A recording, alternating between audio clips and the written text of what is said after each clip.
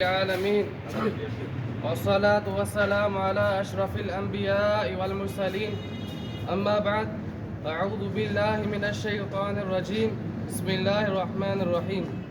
انتہائی واجب الاحترام میرے استاد صاحبان اور میرے شاگرد ساتھیوں، السلام علیکم ورحمۃ اللہ وبرکاتہ.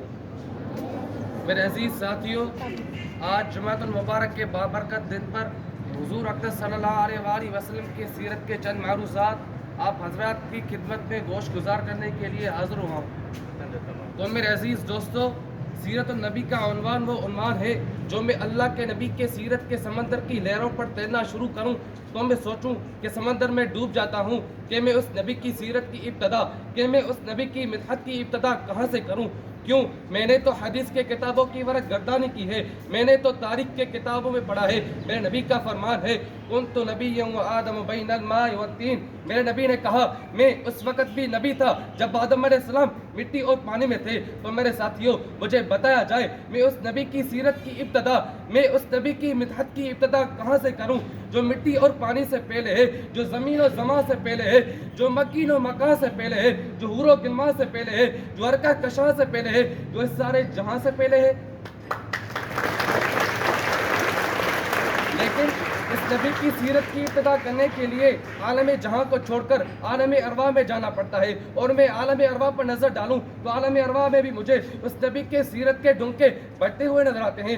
عالم ارواح سے نکل کر عالم دنیا میں آؤں تو دنیا کے ہر در و دیوار پر، ہر صحرائے بازار پر، ہر ممبر و محراب پر، ہر کتاب کے ورق پر، ہر قلم کی نوک پر، ہر زبان کی چوٹ پر، ہر پتھر کی چٹان پر، ہر مچھلی کی زبان پر، ہر پرندے کی اڑان پر مجھے اس نبی کے درود و سلام کے ترانے نظر آتے ہیں.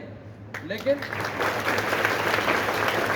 اس سے بھی ایک قدم آگے چلوں، میں کلمہ پڑھوں، کلمہ میں نام اس نبی کا نظر آتا ہے. اس سے بھی ایک قدم آگے چلوں، نماز پڑھوں، نماز تشہد میں درود و پاک اس نبی کا نظر آتا ہے. اس سے بھی ایک قدم آگے چلوں، کلمہ نماز کے بعد دعا مانگوں، وسیلہ اس نبی کا نظر آتا ہے. کوئی عبادت کروں، ذکر اس کا ہے. کوئی ریاضت کروں، ذکر اس کا ہے. کوئی اطاعت کروں، ذکر اس کا ہے. کوئی سیاست کروں، ذکر اس کا ہے. لیکن اس سے بھی ایک قدم آگے چلوں، اگر میں مر جاؤں، میرے مرنے کے بعد میرا جنازہ پڑھا جاتا ہے، میرے جنازہ نماز میں درود و پاک اس نبی کا نظر آتا ہے. اس سے بھی ایک قدم آگے چلوں، جنازے کے بعد مجھے قبر میں اتارا جاتا ہے، قبر کے سوال و جوابات میں نام اس نبی کا نظر آتا ہے.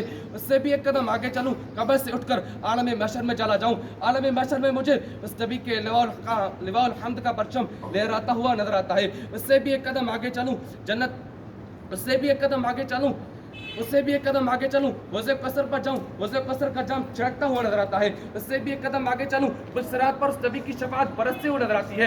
اس سے بھی ایک قدم آگے چلوں، جنت کے دروازے کے ماتھے پہ اس نبی کا نام لکھا ہوا چمکتا ہوا نظر آتا ہے. اس سے بھی ایک قدم آگے چلوں، جنت کے اندر داخل ہو جاؤں، جنت کی در و دیوار پر دیکھوں، جنت کی نہروں کی لہروں پر دیکھوں، میں جنت کے درختوں کے پتوں پہ دیکھوں، میں جنت کے پھولوں کے پتیوں پہ دیکھوں، میں جنت کے حوروں کے جبینوں پہ دیکھوں، میں جنت کے غلمانوں کے سینوں پہ دیکھوں، میں جنت کے محلات کے چوٹائی پہ دیکھوں. میں بیت اللہ سے لے کر بیت المعمور تک، تحت الثری سے لے کر عرش معلی تک جہاں جہاں نظر دوڑاتا ہوں، ایک طرف ذکر خدا نظر آتا ہے، ایک طرف ذکر مصطفیٰ نظر آتا ہے. تبھی تو اللہ تعالیٰ اپنے کلام مقدس میں فرماتے ہیں وَرَفَعْنَا لَكَ ذِكْرَكَ وَرَفَعْنَا لَكَ ذِكْرَكَ وَرَفَعْنَا لَكَ ذِكْرَكَ وَمَا عَلَيْنَا إِلَّا الْبَلَاغُ.